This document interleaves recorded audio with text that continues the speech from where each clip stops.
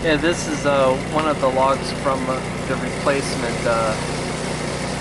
delivery that the tree guy gave me for all the ant-infested logs. And I did measure this one. This is at the end of a day where I was tired. It was a little on the warm side for me for working outside. And I'm just doing a slab cut here. First time doing a voiceover with this app, so hopefully you can also hear the sawmill at the same time. I'm moving a little slower to try that to help avoid dips and stuff. On this log, I did put a stick on the other end to, try to level it off, but there must have been a little sweep or dip or something at the end of the log that, so I'm just still practicing getting to know this particular sawmill and how to saw a log.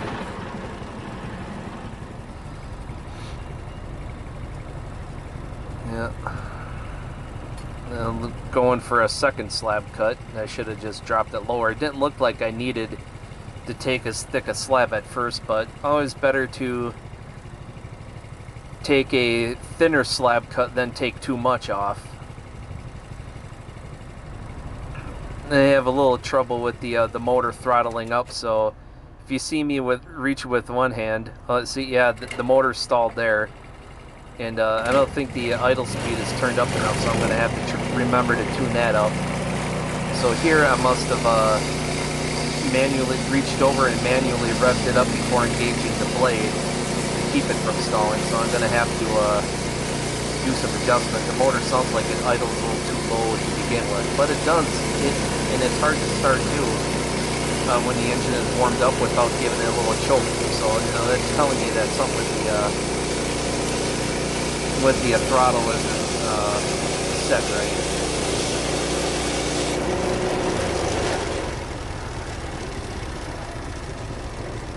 Yeah, I wish I would have gotten the M280 or 285 model that had his automatic water drip on off, because I forget a lot of times then to turn the water drip off at the end of the cut, and you drain that little 1 gallon tank pretty fast on this thing.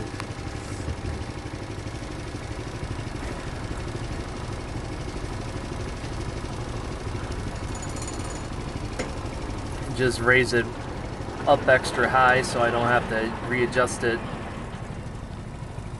so much for the next cut. Actually, that's more to keep from knocking the blade off, in case the log happened to there was some tension in there on that flat surface, and normally it won't catch, but if there's some tension it will catch.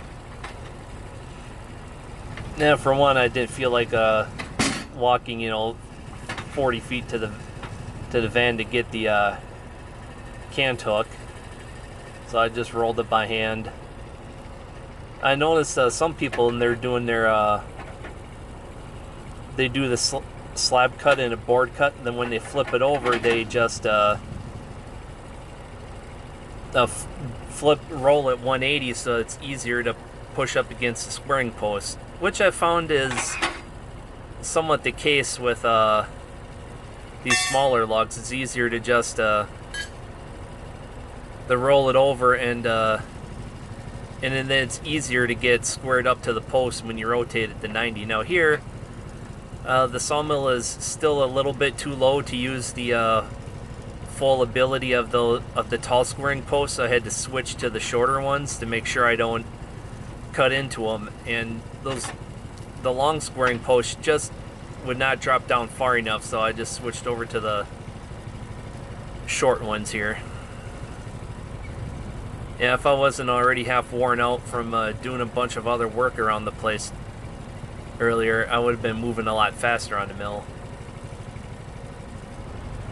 Yeah, someone was wondering about my socks the last time. That's because of I have them rolled up over my pants, like, because of the ticks are very, very active right now, and later on that night I picked one off of me in the hotel room.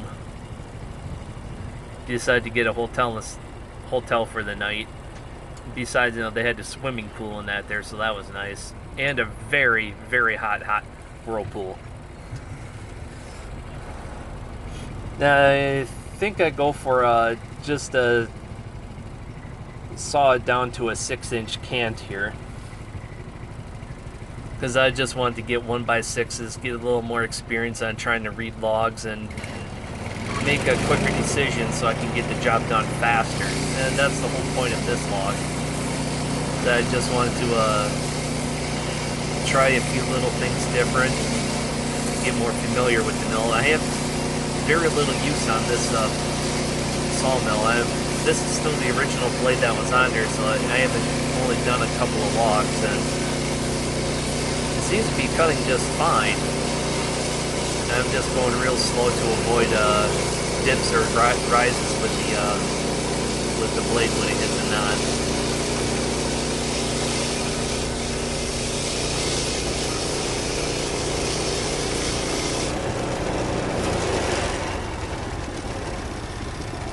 Yeah, that time I know I didn't forget to turn the water drip off.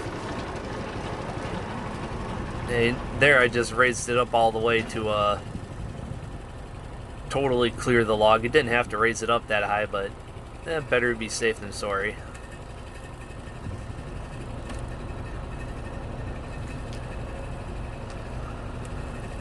Yeah, I'm struggling here a little bit because with all the other work, I just couldn't toss that slab as far as I wanted to.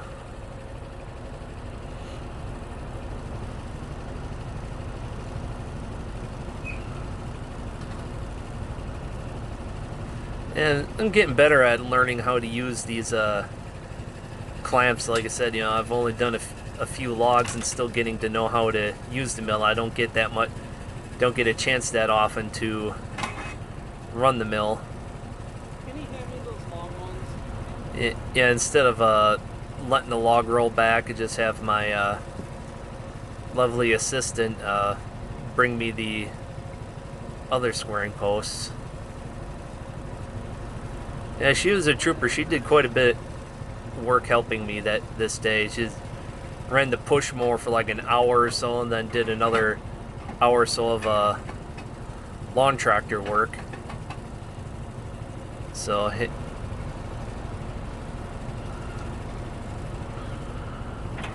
I'm putting the long ones back in to get a better bracing for the doing the next cut, so I can keep it as square as possible.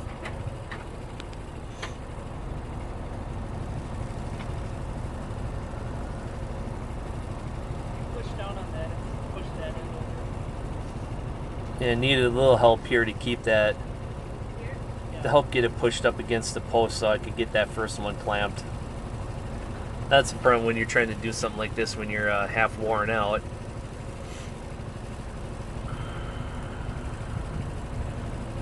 If I upgrade sawmills, I'm getting a trailer model, or I'm going to raise this one up higher off the ground and figure out how to add some type of winch system. Maybe just use a bolt winch, kind of like how the manual log loading winches work. Probably rig up something like that once I put the sawmill in its permanent spot. I'll probably raise it up another 8 inches or so off the ground. That would really help a lot with back fatigue. Here I think I just take it all the way down to take a pretty big slab cut, because I didn't want to screw around with trying to edge boards and stuff.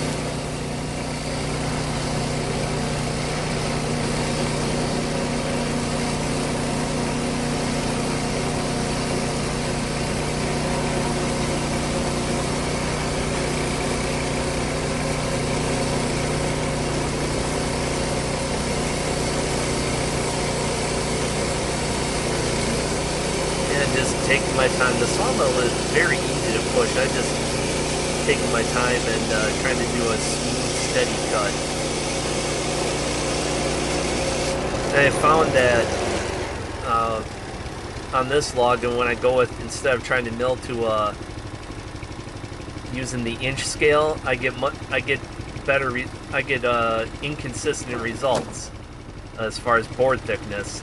It's the nature of the raised lower mechanism, but if I go with the quarter scale system, the 1 inch, I should say the 4/4 scale and the 8/4 scale, I get very consistent, probably within a 1/16 of an inch from board to board.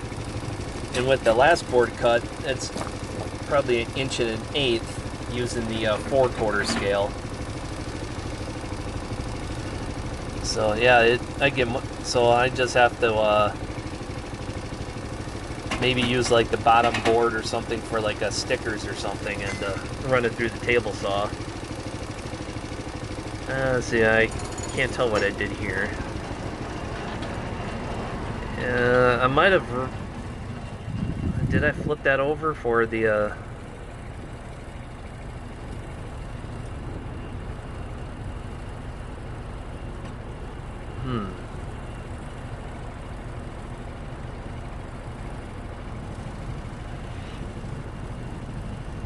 Yeah, I tossed off the scoring posts. I don't need them anymore. It's got those little notches to hold the cant in place. I should do a little better job of showing how this is clamped. I only had the tripod, and I was in a hurry to get this video. And the next one, I'll show how a little more detail on how those log clamps work.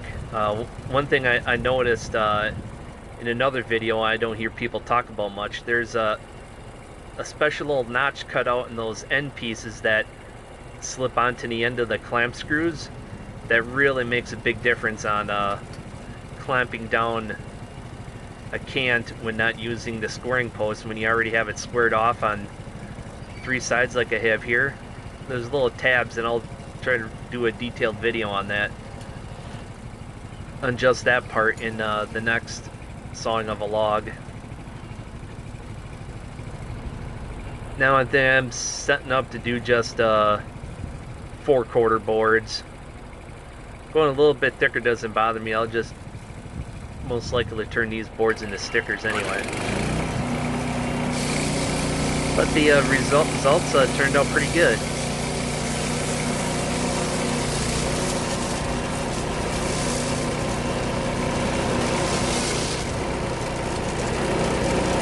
Yeah, I didn't take off much at all. So, at least I have some very nice kindling.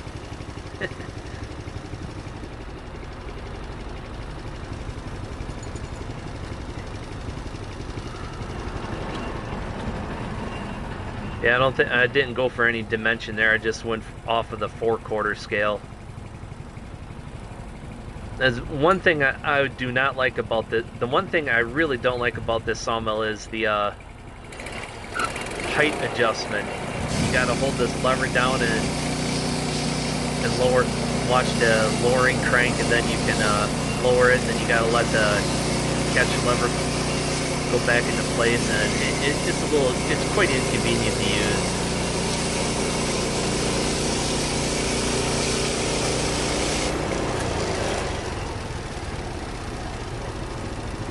Just tossing off the last slab. I think maybe just raise it up like a 1/4 inch or so, drag it back. That's going to change because I just cut through to get my board cut, so now I just leave them stacked in place. They don't go anywhere. I just got to remember to raise the blade up high enough to clear the boards I already cut. Since I'm cutting from the top down, I can leave all the boards in place.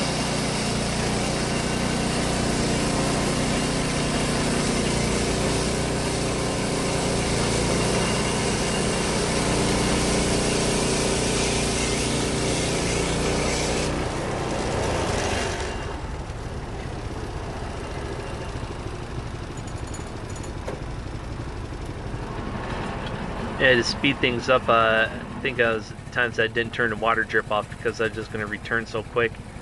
Not much water I'm not going to lose much water. If I watch how I engage the throttle with the blade throttle combo lever, it takes off just fine. It just gotta bring the revs up just a little bit, and then you can slam the lever down, and then the motor won't stall. So yeah, it's a little just a simple tuning issue. And no issue at all with the Subaru motor, how it runs. It's just the way it was out of the box, and I never tuned it. And surprisingly, it runs very good when it's cold outside. There could be snow on the ground and the motor runs just fine, no icing issues. That was, you know, maybe in the upper 20s or low 30s, but it ran pretty good. When I did a vlog for a different video this past winter.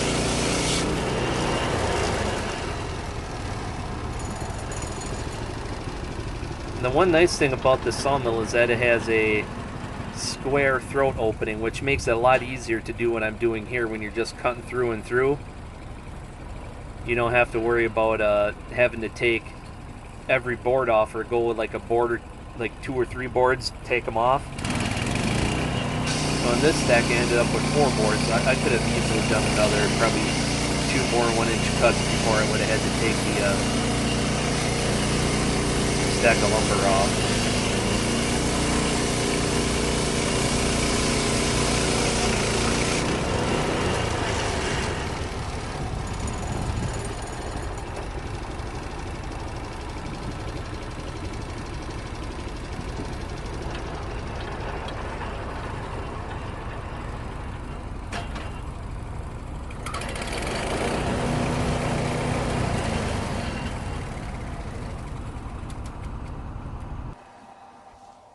What did I get out of there?